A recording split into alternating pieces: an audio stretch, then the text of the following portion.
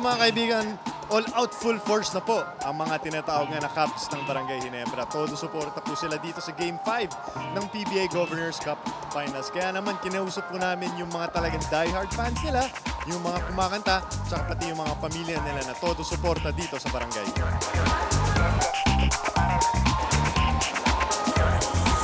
Mga kaibigan, we have a treat for you guys kasi kasama natin ngayon the lovely ladies of Barangay Ginebra, Miss R.R. Enriquez, and of course, Miss Denise Laurelo.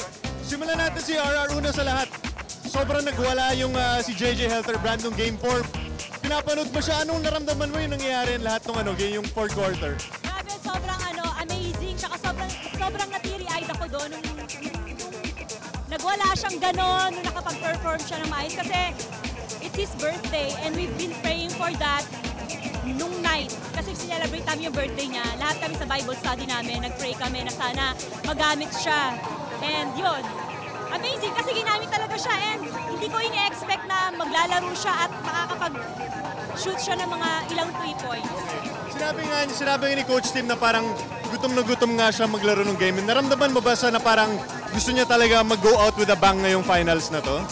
Sobra. Kasi talagang, pangarap niya talaga na makapag-championship yung Ginebra while he's still here. So, talagang gusto-gusto niya yon and praise God kasi natupad naman talaga. Okay. For you, Denise, it's Sol's first time in the finals and I'm sure he's so excited to play here. Can you just talk about parang how he's been playing so well also this finals? How proud are you of Sol in this final series? Everyone's so proud of him. His mom flew in from the States and everybody's praying for him. My son prays for him every game.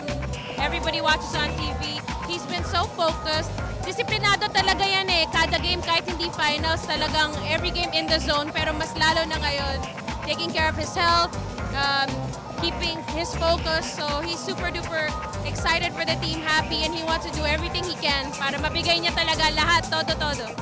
Ano masasabi mo sa crowd na every single day nagkakagulo dito para sa Barangay Ginebra? Ang saya, alam ko mas madami pang taong gustong manood eh, pero kulang daw tickets. Pero tingnan natin, sana next game makapunta pa sila. Pero sana wala nang next game. Sana matapos para ganyan. Mensahe nyo na lang para sa kay JJ and para kay Sol. Oh well, babe, you know how proud I am sa'yo. Sobra, and alam ko sobrang gusto mo talaga makapaglaro because gusto mong at least kahit paano makapag-contribute and eto na yon. So I pray na talaga magtuloy-tuloy siya and we are proud of you, lahat ng family mo, kami nandito. Proud sa'yo. Everybody's so proud of all of you guys. Pero sa mga fans, magdasal-dasal tayo. Deserve na deserve nila itong pinaghihirapan nila. So let's be there as fans for them. Kami fans din kami. So all out support. Ayan, JJ, happy birthday!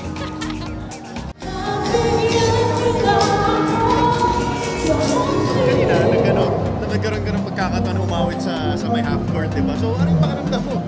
15,000 o 16,000 tapos pinapanood ka na ng kumanta. Na-imagine mo ba na mangyari ito nung ginawa mo yung kanta? Hindi ko po na-imagine eh. Actually, nang tinawagan po ako ng San Miguel Corporation, then in-invite akong kumanta, napaiyak na lang ako. Kasi as a singer, as a former singer, isa sa bucket list ko yung kumanta sa loob ng Araneta. So, hanggang ngayon, hindi nagsisink in sa utak ko yung mga nangyari kung totoo po ba to. Hi, Coach!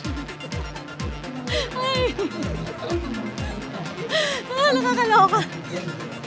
Nanginginig ako, magkakakita ko silang lahat.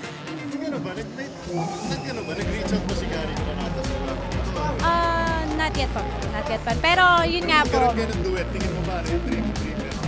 Opo. Sana mangyari po. Kasi kung hindi naman dahil sa song niya, hindi naman po mangyayari to eh. So as a fan ng Ginebra katulad niya, lahat naman siguro magagawa namin para sa Ginebra kasi mahal namin sila. Ayan mga Cubs! Andito na tayo. Ramdam niyo ba? Naramdaman ko yung mananalo sila. Mananalo sila ngayong gabi. Mananalo sila next game. Atin to, babagsak yung lobo para sa atin. So, puso lang, magtiwala lang tayo. Kaya nila to.